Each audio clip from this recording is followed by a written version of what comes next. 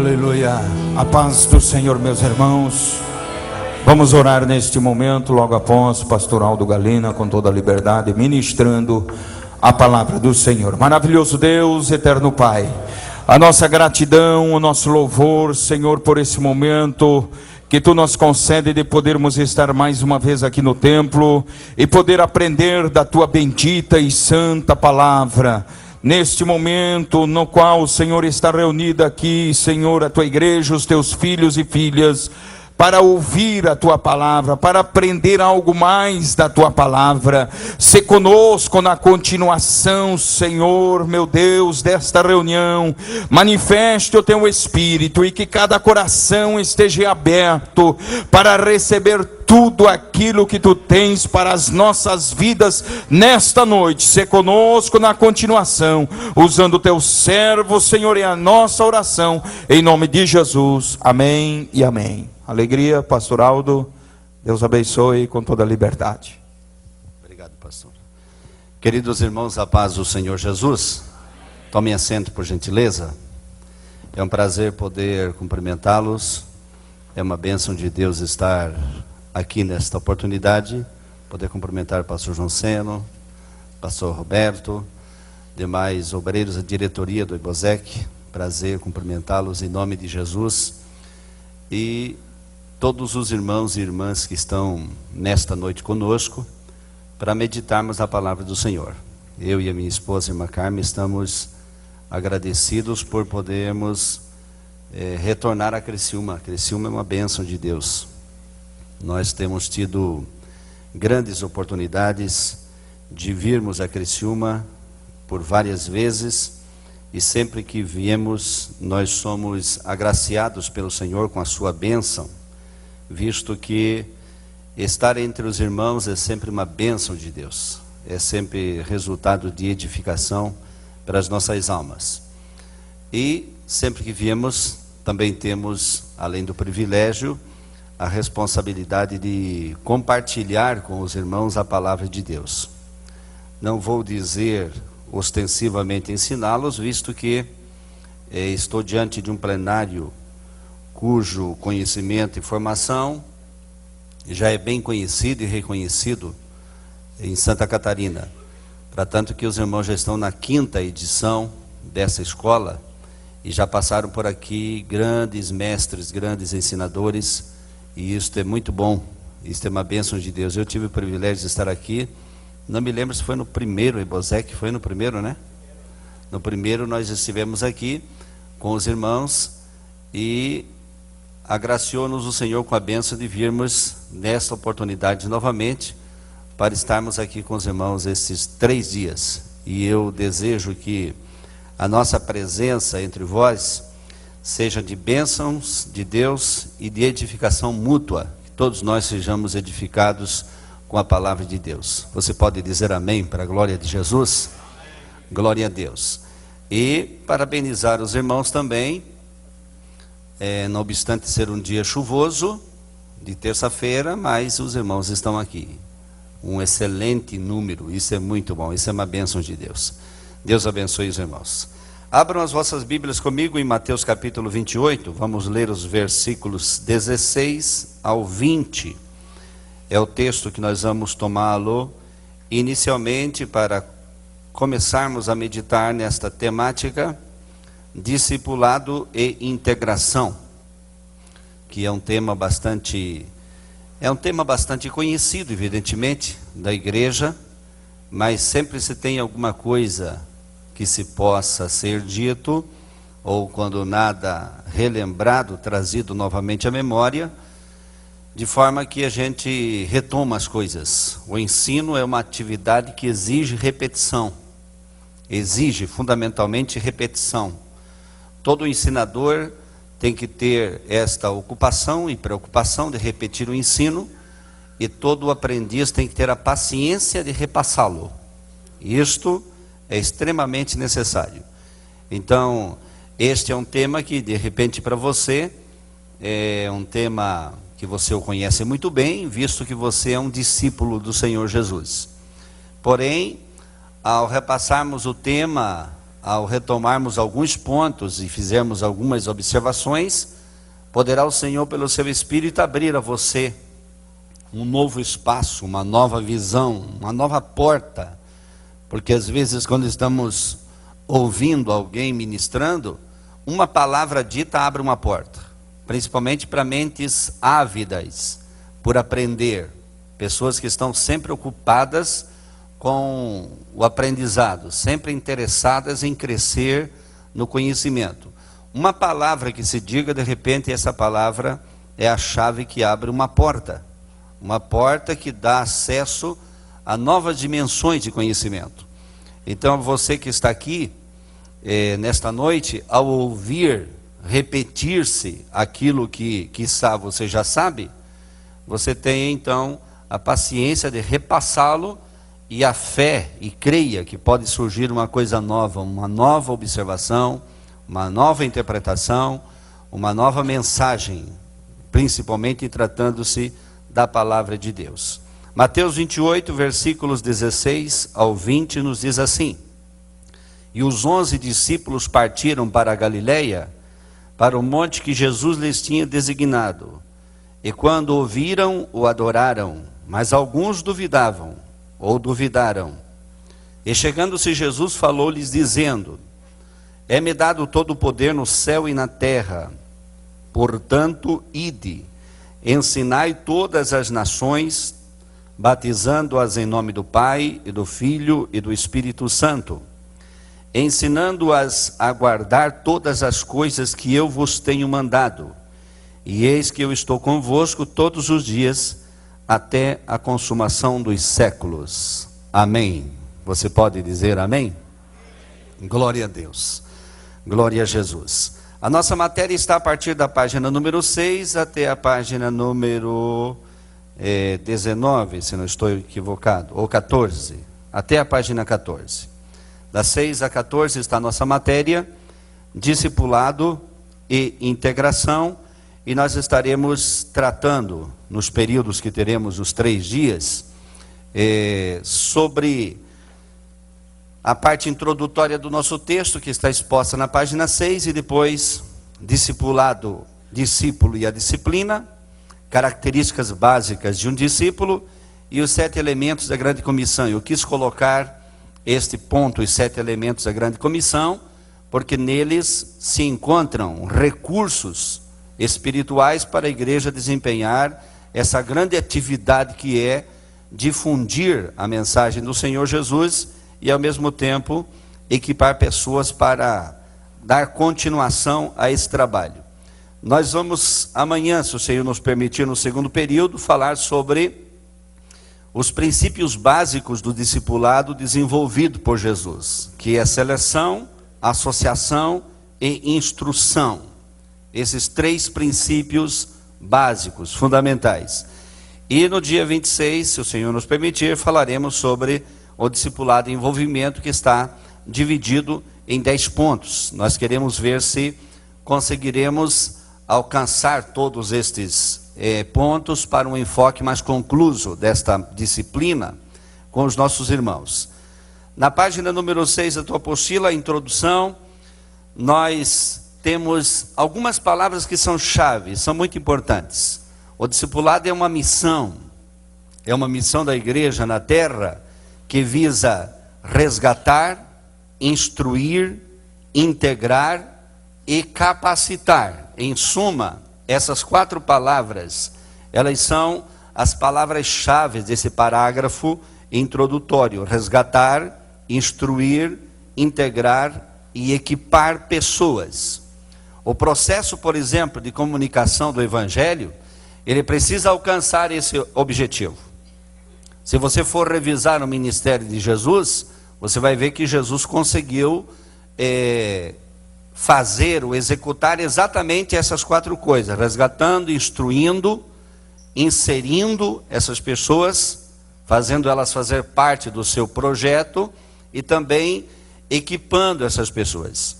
Esta pesquisa que a tia Jo fez aqui introdutoriamente nessa noite, sobre pessoas desviadas, filhos de crentes, existem pesquisas que apontam aponta um grande número, por exemplo, que chega a 20% de pessoas que passaram, inclusive pela escola dominical, e que hoje estão afastadas do Senhor. E neste ranking, a Assembleia de Deus, lamentavelmente, é a maior responsável pelo maior número de pessoas que estão desvinculadas da fé cristã ou da vida cristã, ou desintegradas do contexto da comunidade cristã. E isto, ao refletirmos sobre isto, e tendo uma disciplina como essa, discipulado e integração, sem dúvida nenhuma tem que mover o nosso coração para que a nossa atividade como igreja, no que diz respeito à comunicação da palavra de Deus, ela seja mais plena, mais completa, mais integral. Eu coloquei nessa introdução também 3 estágios que eu considero dentro da atividade do discipulado. 3 estágios diferenciados. O primeiro estágio do discipulado, que eu vejo, por exemplo, na prática, é aquele que diz respeito à evangelização, a comunicação da palavra de Deus para ganhar a pessoa para Cristo. Este é o primeiro estágio. O segundo estágio do discipulado é aquele que ensina as doutrinas defendidas ou apresentadas por uma denominação cristã, evangélica. Essa denominação cristã, evangélica, ela tem o seu conteúdo de doutrinas, de ensino, e ela discipula transmitindo esse conteúdo. E o terceiro estágio do discipulado, que é sem dúvida nenhuma o que nós vamos procurar enfocá-lo com mais ênfase, com maior ênfase, é aquele que diz respeito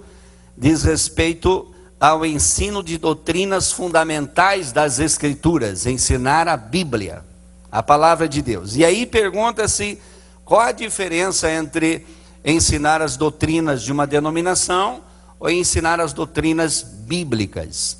Quando se trata, por exemplo, da questão da teologia, existem classificação dentro da teologia.